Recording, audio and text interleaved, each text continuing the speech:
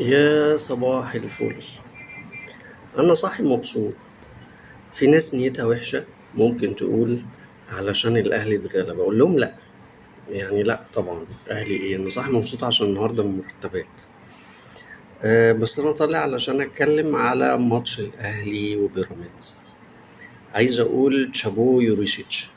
يوريشيتش فاجئني وفاجئ الدنيا كلها بإنه مش هيستنى الأهلي تحت، أنا اللي هطلع اقابله من قدام واضغط عليه واضغط على لعيبته. وبصراحة وسط ملعب بيراميدز كواليتي مختلف خالص، يعني كارتي وبلاتي توريه ومهند لاشين لعيبة على أعلى مستوى.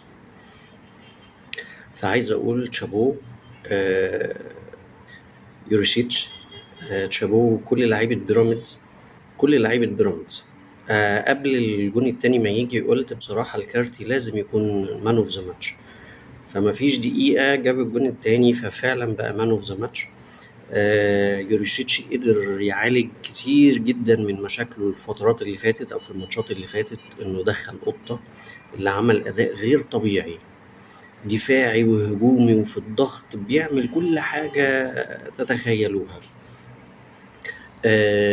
شابوه قوي قوي قوي قوي على بدءك بكريم حافظ، واحد من نجوم الماتش في مركز الباك. أول مرة في حياتي أشوف باك رايت أو باك ليفت يلعب في المكان ده بالإجادة دي. أنا لو مكان حسام حسن، لعيب زي ده لازم أضمه لمنتخب مصر. كواليتي زي كريم حافظ لازم ينضم لمنتخب مصر. امبارح الفريق كله زي ما بنقول روح عالية جدا، أداء قوي جدا، ضغط عالي. مش مدين فرصة خالص لعيبة الأهلي إن هم يستلموا أو يطلعوا بالكورة. يوريشيتش هو كلمة السر في الماتش ده. أنا مركز على بيراميدز، مركز على مدرب بيراميدز، لأن مفيش حد ادالهم حقهم. عملوا مباراة جميلة جدا جدا جدا، نظرا لبدايتهم السيئة في بداية الدوري. تملكوا الملعب زي ما بنقول في طول وعرض وقدروا يخرجوا كامل فريق النادي الأهلي بره الخدمة زي ما بيقولوا.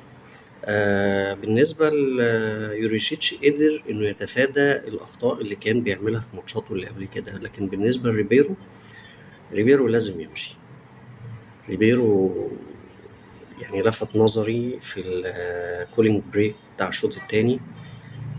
يوريشيتش بيجمع اللعيبة وكسبان 2-0 ومبهدل الدنيا وبيزعق للعيبة وبيشخط وبيسخنهم ومش عارف ايه، لأن الكاميرا نقلت الناحية التانية لقيته ماسك محمد هاني بس بيتكلم معاه، اللي هو اصلا افضل لاعب في الاهلي كان امبارح محمد هاني. فالراجل انا ما فهمتش الاهلي بيلعب ازاي امبارح للامانه. بدعي ان انا بفهم كوره، لكن امبارح قاعد اتفرج مش عارف مين فين، مين بيلعب وينج ليفت، مين بيلعب وينج رايت، ما قدرتش اعرف.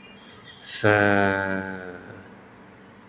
يعني الى جانب انه لما بيحاول يتدخل بيخرب الدنيا. يعني انا في بدايه الشوط الثاني لما شفت جراديشيار قلت الراجل ده بيفهم كوره، ده هيلعب باتنين مهاجمين بحيث انه يخلي او يحجز فرقه بيراميدز ورا قوي، ما يخليهمش يطلعوا يلعبوا عليه عالي كده والقصص دي كلها. بعد 5 دقايق من الشوط الثاني لقيت جراديشيار بيستلم ناحيه الشمال ومحمد شريف نازل لتحت ومش عارف ايه. انت فين لما انت بتنزل الاتنين مهاجمين بتوعك في قلب الزحمة يخنقوا الملعب أكتر؟ فأنت لا، أنت جاي من كوكب تاني، أنت جاي من كوكب تاني. وحتى تغييراتك يعني أنت عايز تكسب. ف لقيته بيشيل شريف وبينزل مكانه أحمد رضا. ده إيه التغيير ده؟ ما فهمتكش بصراحة.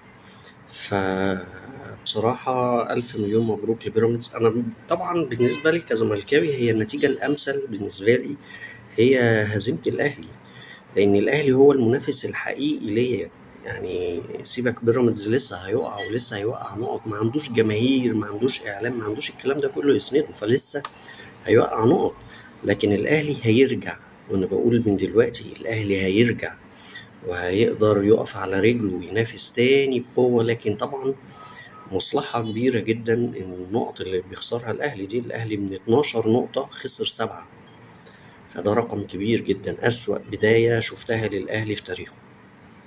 فعايزين نقول إن برافو يوريشيتش، برافو كل لعيبة بيراميدز، مش بخص حد يعني، مش الكارتي بس، مش كريم حافظ بس، لا كل الفريق. وبقول لإدارة النادي الأهلي لازم بقى تتحملوا مرتب 3 مدربين، ما باليد حيلة، الراجل ده لازم يرحل. ويا رب إن شاء الله بكرة نتقابل ويكون الزمالك كسبان كده ويقبل هدية الأهلي بإذن الله، وإن شاء الله نختم أو نخش التوقف الدولي وإحنا متصدرين جدول ترتيب المسابقة بإذن الله. شكرا.